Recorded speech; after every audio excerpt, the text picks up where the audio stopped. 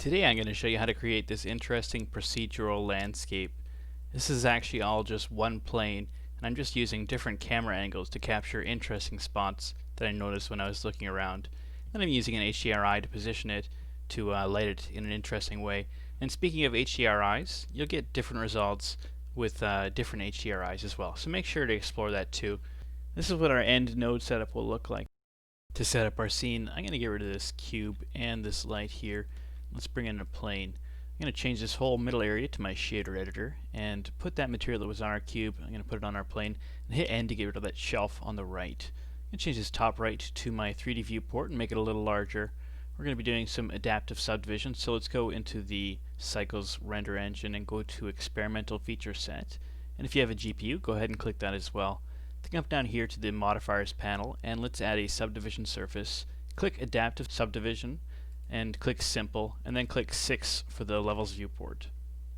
Come down to the material properties, and we're going to come to settings, and where it says bump only under displacement, we're going to change it to displacement only, and that's going to enable our displacement.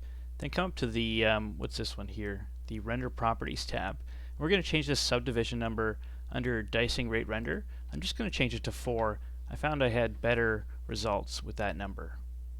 Now let's zoom in a little bit and go into render mode by holding down Z and moving your mouse upwards. We can see it's a little dark because we took out our light. So I'm going to go to the world properties and click this yellow circle next to color. And that's going to allow me to put in an HDRI environment. So I'm going to go to environment texture and then click open, and then just find where you've got some HDRIs. And if you don't have any, check out hdrihaven.com. A lot of free ones there. The one I was using was Cape Hill.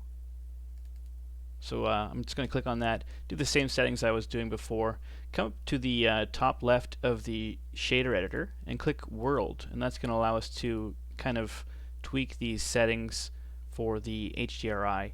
While this is selected, I'm going to hit Control T, and that's a Node Wrangler shortcut, so make sure you have Node Wrangler enabled. If you don't, it's a built-in add-on on Blender, you just need to enable it. I'm going to make sure that some of these settings are tweaked slightly so that this HDRI is rotated and moved around. I'm going to set the Z location to 0.1. I'm going to set the Y rotation to 5.2.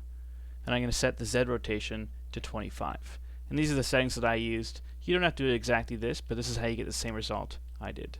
I'm going to go back into object mode on my shader editor, and let's start putting together our texture here.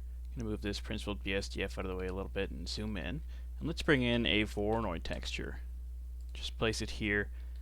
And I'm also going to bring in a displacement node.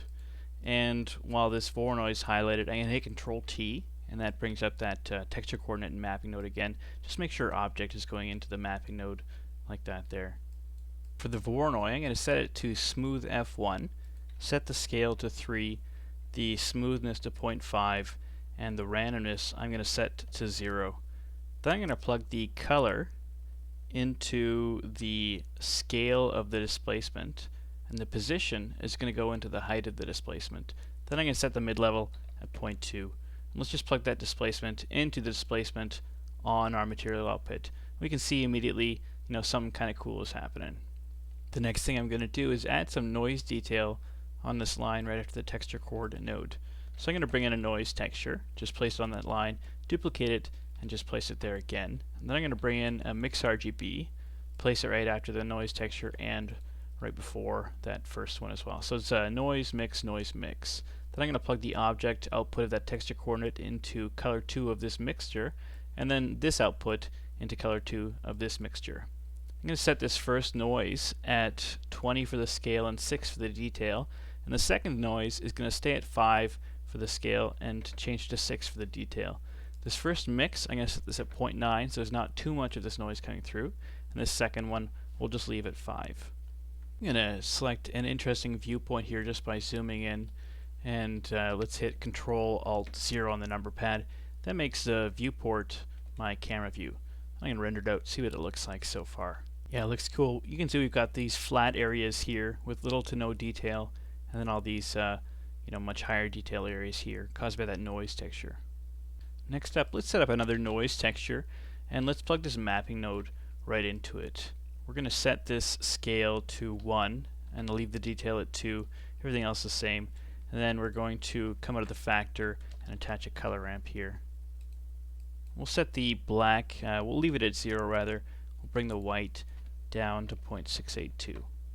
So this is going to add a really mild bumpiness to our landscape, and I'm going to add a mix RGB because I'm going to try and make some areas exempt from this bumpiness just by plugging it into color 2 and then setting this factor at 0.3. We'll get kind of a mix between that noise and just a flat gray color. I'm just going to move this over, give us some more room. Then I'm going to bring in a math node, a vector math node actually, and put it right after that mix and change this to multiply. Then I'm going to change all three of these numbers to 0.8. I'm going to move this displacement over here because we're going to add something onto this position line. I'm going to take this multiply and just connect it to that one coming out of the blue socket there, the position, and we're going to leave it at 0.8. I'm going to duplicate this one more time and place it right afterwards and attach this one to this other one here. So if you look back at this principled BSDF, we can see that there's a little bit more detail added. Let's see what a render looks like this time. We can see it's really mellowed it out quite a bit, and now we have noise texture kind of all over the place, save for some areas like this one right here and some similar ones. Here's what it looks like before, same camera angle and after. So much more interesting detail in this one.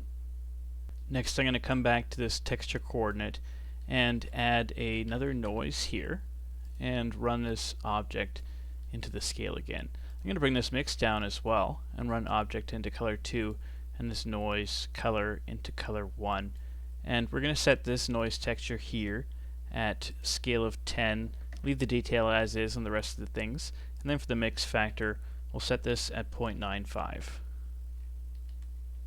I'm going to set this 3D to 2D and duplicate that noise texture, run color into vector, and set the scale to 1. I'm going to hit Control Shift left click so we can see a preview of this one here, and I'm going to run it into a color ramp. I'm going to bring the black up to 0.368 and the white I'm going to bring down to 0.923. I'm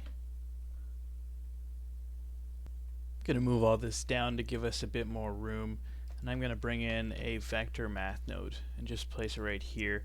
Change this to multiply, and I'm going to change these to I found 0.2 to 0.4 worked, depending on how hilly you want it. The higher the number, the more hilly. I'm going to set it at 0.4, and then I'm going to add it to the noodle right after this multiply here. I'm going to change this, duplicate it rather first, and then change it to add, and then just add both of these together here. And now let's look back at our principled BSDF there, and let's see what it looks like rendered out. This is with that last multiply set at 0.2, and this is with that last multiply set at 0.4. So as you can see, it's a bit more hilly than it is in this first one, so you can do whatever you want. I'm going to set it at 0.4 and continue, as that's the way I did it originally. I encourage you to kind of explore this landscape as well. Find some interesting angles and hit Control Alt and number pad 0, and it sets the view as your camera view. And sometimes this angled, HDRI won't work so well. In that case, you can always come back here, click World up here, and set the Y rotation back to 0. And it might look a little bit better. I was able to get these results just by using the default principled shader as my material input there. Next, let's take a look at making our material. I'm going to duplicate this principled BSDF and then combine them by holding down Control Shift and right clicking from one node to the other. That just sets up this nice mix shader setup here. And I'm going to bring in a noise texture and duplicate that, place it right afterwards, run color into vector, and we're going to create a mix RGB here as well. Just run the color of the second noise into color 1, color of the first noise into color 2. We'll leave that mix at 5. We'll change this first noise to 50, and the detail is going to be 4, and the second one we'll leave at 5 and then turn the detail up to 4. Let's see what this is looking like so far. We see this interesting noise texture coming through here. I'm going to set up a color ramp, just place it down here and Control Shift D so it's still attached. We're going to work on this top one here. We're going to set the black to 0.455. We're going to bring the white down to 0.645, and we're going to change that to kind of a 0.65 gray. Then we're going to set up one more point in the middle there and put this to 0.568, and the hex code for this color, let's just grab that, it's going to be 23160B. Just sort of a brown color, just for the mud. On this top color ramp, let's run that color into the base color of this top principled shader, and for this bottom color ramp, let's feed it into a bump node. We're going to feed it into the height, and then we're going to feed this normal into the normal down here.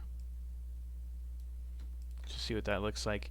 It's much too strong, so let's decrease this effect to something like 0.1. I'm going to turn the roughness on both of these principled BSDFs up to 1, and I want to create something to control this mixed shader here. To do that, I'm going to come out of the normal on this texture coordinate and run it into a color ramp. I'm going to bring the black up to 0.268, and I'm going to bring the white down to 0.318.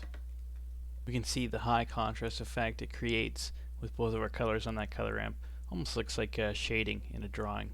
Next, I'm going to plug the color output into the mix of that mix shader.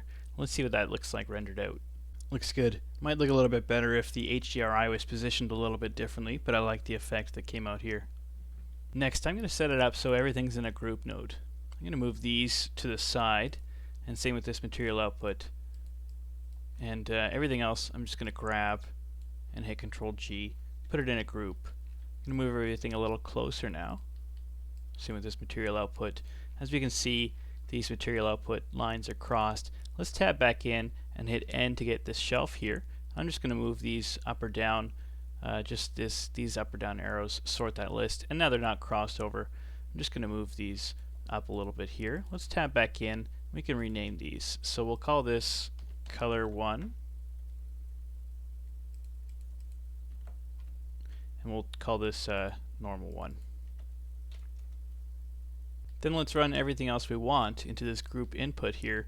We want to be able to, select and adjust from the outside, such as this base color here, which we'll call color 2, and this normal here, which we'll call normal 2. So let's just select that, and we can name those. So this is color 2, and this will be normal 2. Then I'm going to feed this noise scale into the next socket there, and then the smoothness into the socket afterwards. I'm not going to worry about renaming those for now. There's only one Voronoi in this texture, so it's not too confusing when it's talking about. Why don't we just call it Voronoi scale. Then I'm going to run this multiply right after the Voronoi into the next one, and let's call that Voronoi height.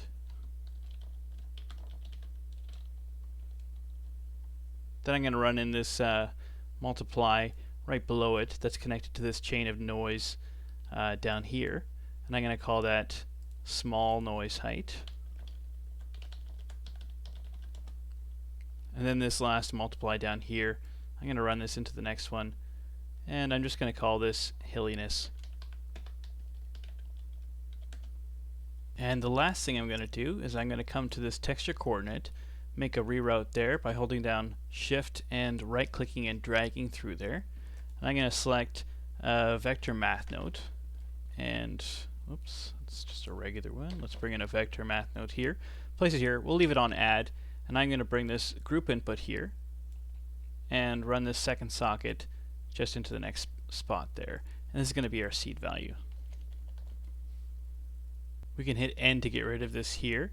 And if we want, we can run more stuff in there, like this noise information here. That's pretty much all that we didn't enter in, really. But I think this is good enough for me, so I'm going to tab back out. And we can start exploring our landscape and just get some different angles. Once you find something you like in your viewport, you can just hit Control-Alt-0 on the number pad, and it should frame it nicely for you.